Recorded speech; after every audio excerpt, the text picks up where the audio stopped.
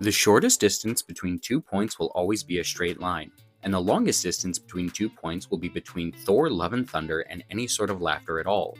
Whether it be an interdimensional gate unleashing unspeakable horrors on a small medieval village, or a drunken scientist going on wacky misadventures, a mysterious portal will fit in perfectly with any tabletop RPG or wargame. With little more than some recycled plastic, pink insulation foam, and a handful of moon rocks, the space between having portals and not having portals can be traversed in the blink of an eye. Let's get into it.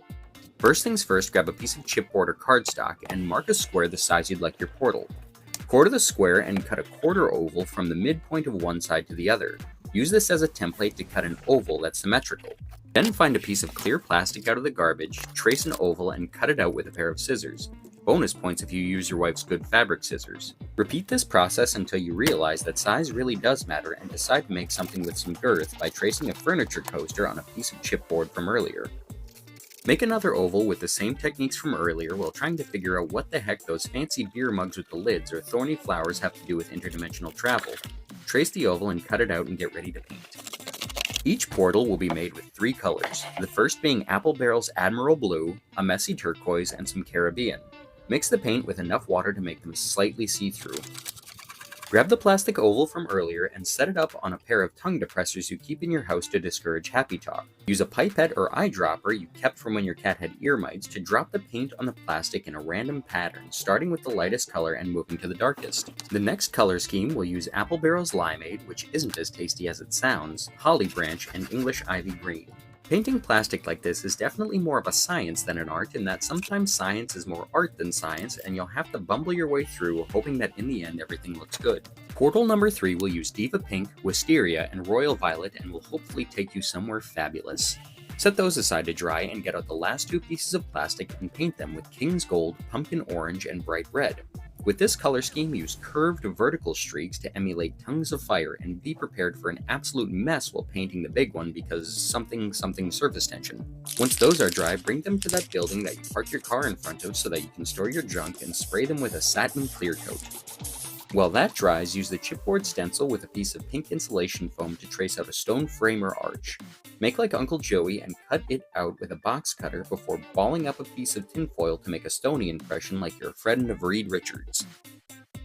Round off the corners with a metal file and repeat this process while flexing those creative muscles by creating side arches, full arches, half arches, and under arches, all while maintaining an overarching narrative about repeating a simple process that's mildly repetitive, slightly meta, and completely long-winded to fill time. Then for the last gate, cut 2 identical pieces using dollar store foam board because I ran out of pink insulation foam. Next, attach the plastic into the foam with a hot glue gun. Cut small slits into the foam to nestle the oval into like you're nesting a cheese sandwich into a panini press while trying to come up with a clever simile after skipping lunch. On an unrelated note, what's the mathematical formula to calculate the difference in the amount of grilled cheese sandwiches I eat before and after buying a panini press? Because after crunching the numbers, the only thing I can come up with is a shameful amount.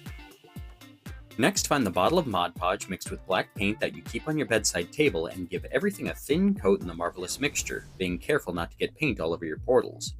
This will not only provide a base coat for the foam, but also harden it and make it more durable. Just make sure to only use a thin coat because it's currently fall and a full jacket would be kind of overkill.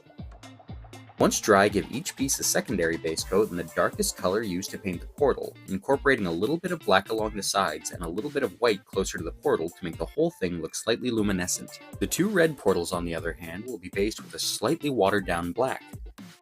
Let everything dry one final time before brushing on the corresponding midtones, highlights, and a little bit of white, once again brushing lighter colors a little heavier towards the center. Use brown, gray, and white to finish the red portals to give them a more mountainous quality before liking the video for the sheer fact that I got through an entire project about portals without referencing misleading pastry. Traveling from one place to another is easy, but doing so in the blink of an eye is a power only reserved for overrated stories that already exhausted the convenience of magical trains, flying cars, mystical fireplaces, levitating brooms, arcane boots, unfortunate trophies, tunneling toilets, anti-gravity motorcycles, and invisible horse birds, and still can't resist the temptation of, yeah, they can just teleport now. Whether summoning up hordes from the underworld, traveling to ethereal planes, or finding the easiest way to shave your own back, thinking with portals will revolutionize getting from here to there by making there here, but also making there, meaning I have to travel from there to there to get here, but where do I go to get here? But forget it, I'm gonna go shape my bag. Have a good one.